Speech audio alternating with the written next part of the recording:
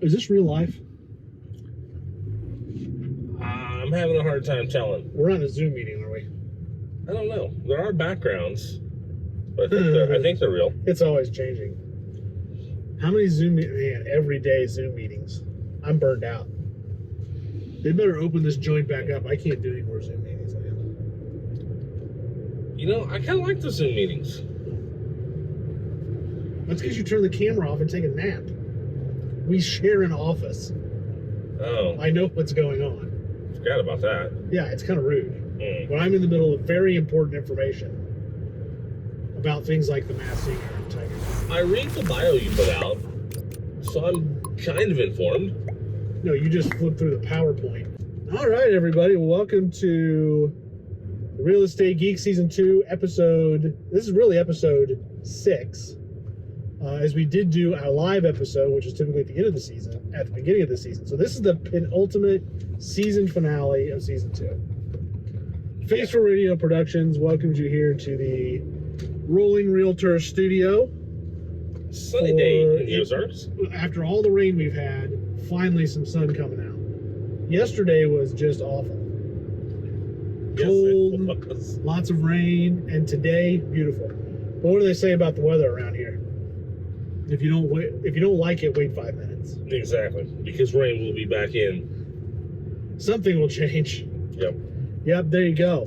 There you go. So, what's our topic today, Ken? Our topic today is flipping. And I'm putting quotes around that because it can mean a lot of different things. Broad subject. Yeah, but we're talking about not just a single remodel, remodeling an entire house. We've done this a few times. I love building houses. Yes. And we do that more often, but flipping houses for me is the most fun. I love to go in, gut it to the studs, basically start over. I think that's a ton of fun. But you don't have to just turn around and sell the house. You could be purchasing a home, and we have some clients right now that are in this. They're purchasing a home, and the plan is to completely gut the house. Everything's coming out, and a whole new house is going in. If you want to live in a specific neighborhood, sometimes there's not availability there. And sometimes that may be your best option. Or if you are looking for something really specific, location, land, a feature that you wouldn't normally see. A little bit of character. Yeah. Or you could have a house you just really like. You just don't like what it looks like and you want to change it. And we highly recommend it. I mean, if it's something that you can tolerate, and we're going to talk about that, you do have to have a high level of tolerance. You have to be able to make decisions, and you have to have patience. But let's get into some of the numbers around complete remodels for the purposes of maybe you living there, and then we're also going to talk about maybe you do just want to get into investing in flipping houses. I do want to first, this is a PSA from me. This is a cautionary statement here. Don't go on the internet and type in, I want to be a millionaire flipper. And do not pay anyone to teach you how to do this. Because the person that you should call is your real estate agent. If you don't have one, then you should call us. Because we've done this, and you're going to hear a lot of advice from these people that you're paying that say they're professionals and they know how to flip. But here's where I take issue with it. It's not a one-size-fits-all deal. Boom. Every market is different. And in some markets, their rules, as they call them, work, and in some markets, they don't work. In some markets, they don't make any sense. And so your real estate agent will know what makes sense. He will know what price you need to purchase it at, how much you need to put in it, and he will know what you can sell it for.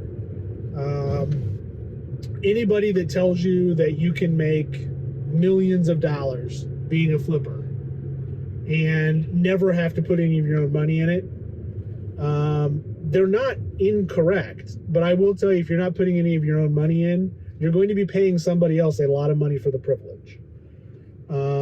So this is a very deep subject. We could run down a rabbit hole here really quick. my point is before you pay somebody to teach you how to do something, call people that have done it, call real estate agents that know because this is not just buying a home for you. This is an investment and you need cash out on the other side. It is looked at through a different lens. And your real estate agent, specifically a real estate agent that has done it, who has flipped homes, and even better, who has done both flipping and new construction and knows the difference, knows the costs, knows the ins and outs, knows how to get permits, to help you through that process, that's who you need to call. Well, they can give you they can help out a lot in helping you determine who that potential end user is going to be. Yep. Because sometimes your thoughts may be dramatically different than what your end user is really going to be. Absolutely. And then what do? You got a bunch of money stuck. Yep. So, let's talk a little bit about something I thought was very interesting. I was doing a little research for this.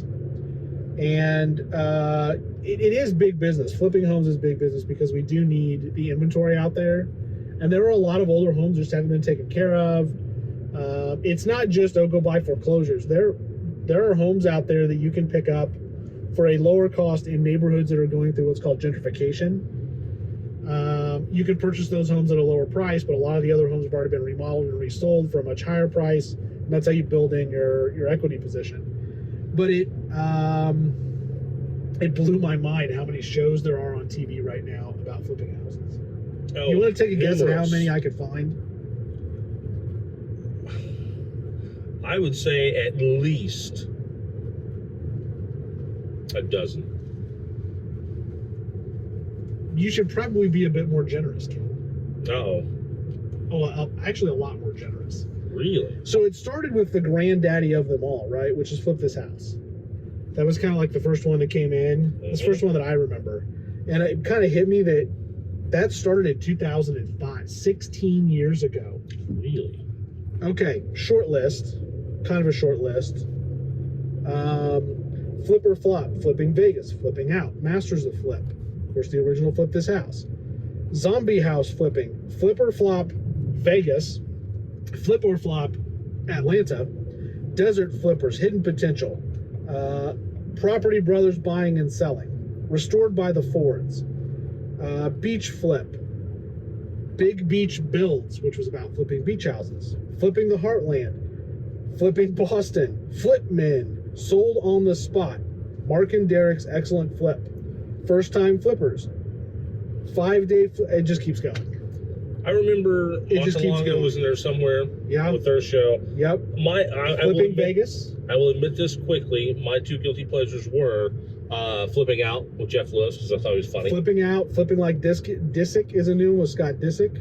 I haven't heard that. And Property that's a Brothers. new- I yeah. like them. I mean, so 62. I found 62 shows Wow. that are just about flipping houses. And I looked at some other categories. Like I looked up, like, what about shows like Yard Crashers, where they're just remodeling for someone? It has a limit. You got Yard Crashers, Bath Crashers. There were a couple of shows about turning rooms into man caves. I can find like 10 or 12 of those. I'm assuming Leather Listed falls into one of those categories somewhere. Yeah, Love It or Listed. I mean, that kind of falls into me with like House Hunters renovation. They're finding a house. Yeah. There's 5 or 6 of those. I could not find as many specifically about a category other than flipping houses. It tells you how big it is, right? Okay, so let's talk about a little bit about what we were talking about earlier. Since this is such big business, if you watched a lot of these shows, you kind of found out they would talk about it or you would see it. All of these folks have some kind of book out there you can read or a program you can go through. They're going to teach you how to flip houses. The thing you've got to remember is, unless they have flipped houses everywhere in the country, they're not going to know it works, except for in markets similar to theirs. Market specific. The market that we're in, there's a rule out there, and here's what I was talking about with rules. It's called the 70% rule. And basically what it means is you need to buy the property for 70% of the value prior to doing your renovations. So you're basically going to take, if it's a $100,000 house and it's going to take $100,000 in renovations, you can't pay $100,000 for the house if your sale price is only $200,000. What they're trying to get at is they're trying to put a formula together that says, make this formula and that's what you should offer. Well, here's the problem I have with a lot of these rules, is that if you have a high volume market where there's 50 or 60 flippable homes on the market at a time, you might be able to make 50 offers and one of them take close to 50% of the value. I doubt that's going to happen in most markets. I can tell you it won't happen here. Yeah. Any flippable home, every flip that we've ever been involved in, we wrote offers, and it was months later before we got to buy the property, and it was usually because we were the only cash buyer. And cash is king, folks. Never more so is that an important thing to hinge on. That can be a giant help. Most lenders and most lending programs, even if they say we have this whole program set up for remodeling this house, you still have to qualify for it. And I'm just going to tell you that most USDA and FHA borrowers don't qualify for the section of that, lending facility, 203K, that allows you to purchase the home and then get a bunch of money and remodel it. The other problem that we have run into, because we have had folks we have tried to work through this with, is that they require from a perspective of prevailing wage, insurance, type of remodel, amount of remodel, becomes impossible to make affordable in a market like ours, which is more rural. I have seen this work successfully in big cities where you find a house has a ton of upside because the neighborhood has gone through gentrification, which we talked about earlier. Somebody's come in, there's been a lot of value upside because other people have already remodeled homes there and sold them at a higher price. That's rare in rural markets. So that gets to be tough, and you typically need some cash. I'm not saying that you can't get a loan for part of it, but if you're expecting to go in and no money come out of your pocket on a full gut remodel, you probably need to look at something else. Buying a home that's done, or maybe doing a new construction home, but you're going to have to bring some cash to the table. This is an investment. If you put zero in, you should expect to get zero out. What you put in is going to determine what your profit margin is. If you're paying a bank interest, that can shoot your profit margin done. The old adage, you have to have some skin in the game You have to have to some skin get in the the most possible result. Which is why the 70% rule doesn't generally make sense.